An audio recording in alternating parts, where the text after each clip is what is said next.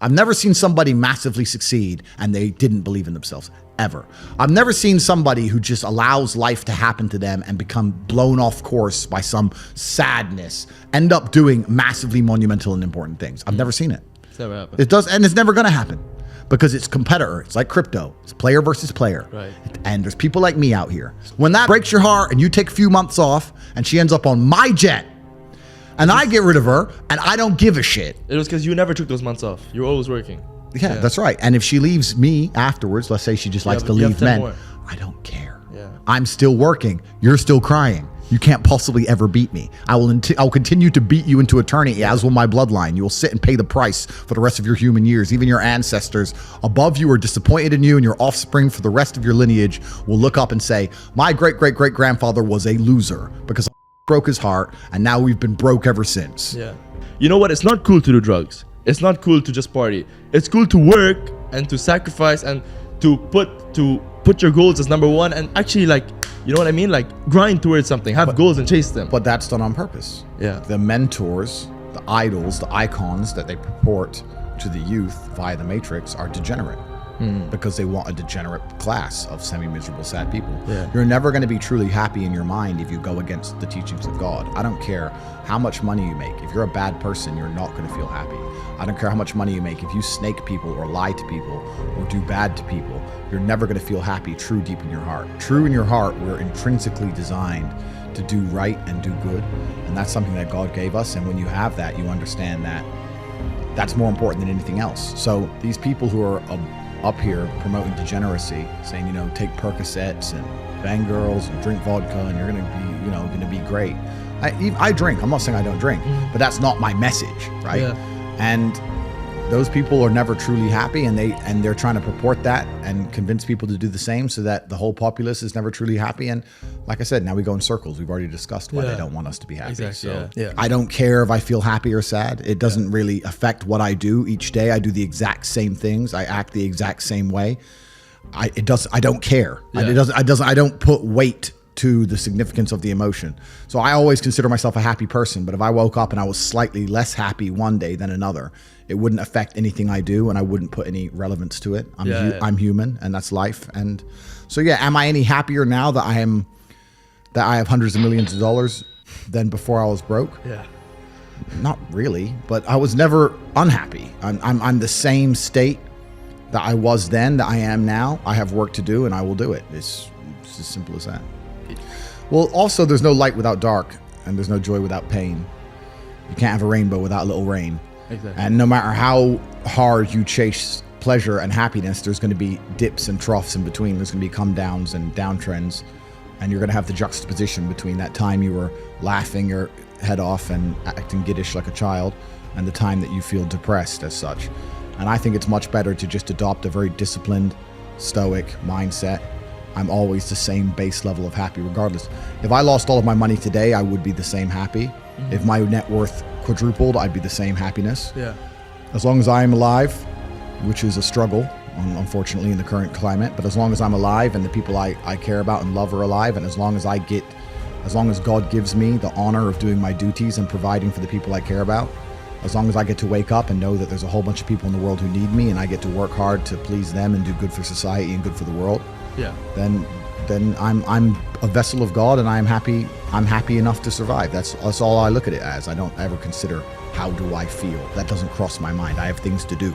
The only emotional state which can be seen as detrimental is feeling nothing at all. But if you're sitting at home and you're feeling truly heartbroken, at least you're feeling something, right? And I think that's the whole part of being human.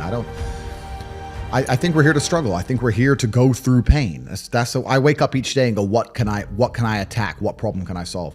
And look at history. Why did Genghis Khan wake up and want to conquer the whole world? Why did Napoleon conquer the world? Why did Alexander the Great conquer the world? You just wake up and just say, give me this, give me that. I want all of it. I need to, there's an army there. They're really big. We're better. It's intrinsic. Yeah. You need to go and conquer. That's the purpose of life.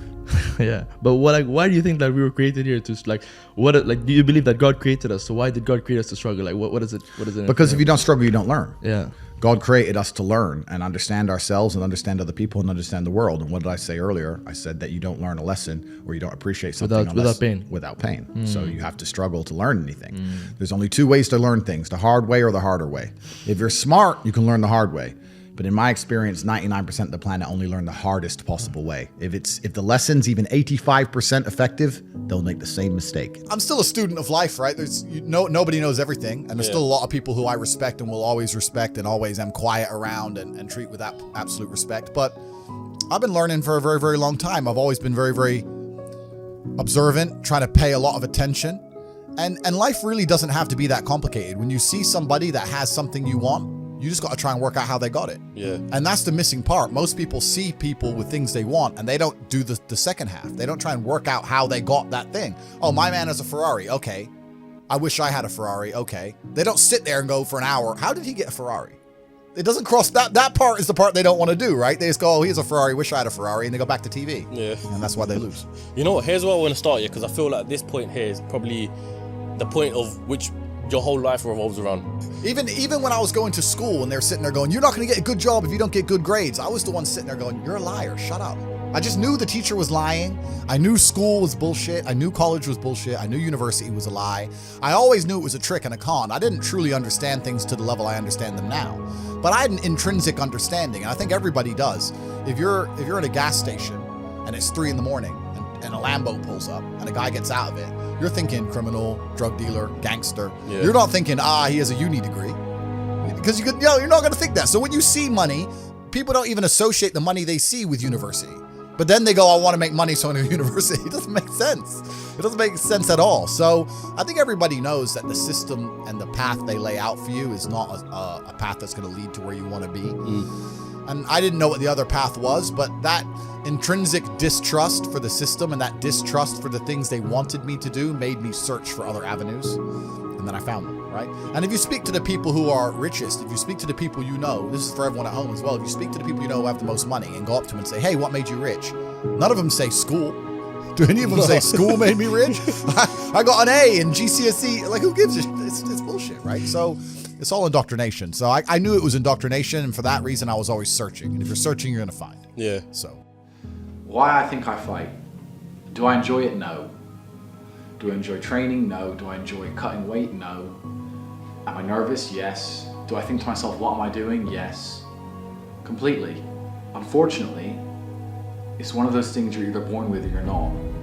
And the only way I can explain it to try and make it make any sense is that if I'm not doing something which is either extremely difficult or extremely stressful, I'm in a perpetual state of crippling boredom.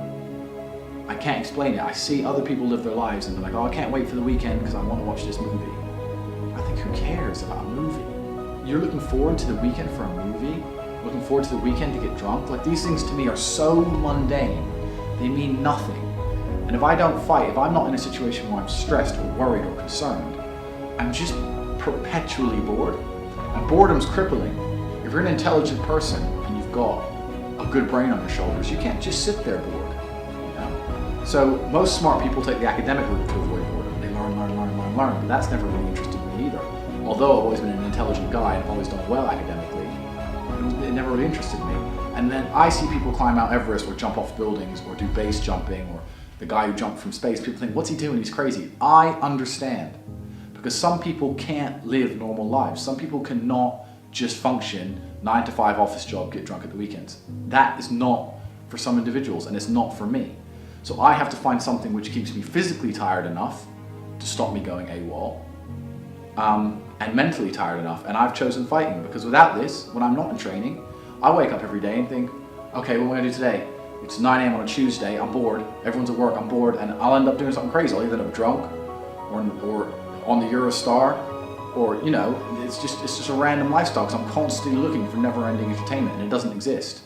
I think the only thing that could stop me fighting is if I had enough money to constantly entertain myself. Unless I'm a billionaire, I need something that keeps me focused and keeps me occupied in life. With fighting, I have to train twice a day, and I have to train hard, and the stress it brings in every aspect can replace fun, and my mind is occupied. It occupies me. It's the only way I can try and explain it. It occupies me, and I could never stop doing this even if I lost 100 fights. because I'm not built to live a normal existence. I can't do it. I couldn't just have a kid with some girl and sit at home and work a little bit and relax. I've never relaxed in my entire life. I don't know what relaxing is. It's just not me.